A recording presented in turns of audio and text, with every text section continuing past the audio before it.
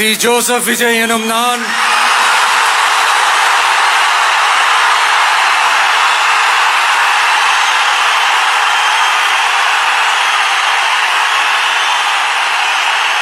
சட்டப்படி அமைக்கப்பெற்ற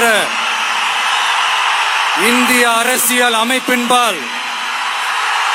உண்மையான நம்பிக்கையும் மாறா பற்றும் கொண்டிருப்பேன் என்றும் இந்திய நாட்டின் ஒப்பில்லாத முழு முதல் ஆட்சியையும் ஒருமையையும் நிலை நிறுத்துவேன் என்றும் தமிழ்நாட்டு அரசின் முதலமைச்சராக உண்மையாகவும் உளச்சான்றின்படியும் என் கடமைகளை நிறைவேற்றுவேன் என்றும் அரசியல் அமைப்பிற்கும் சட்டத்திற்கும் இணங்க அச்சமும் ஒருதலை சார்பும் இன்றி விருப்பு வெறுப்பை விலக்கி பலதரப்பட்ட மக்கள் அனைவருக்கும்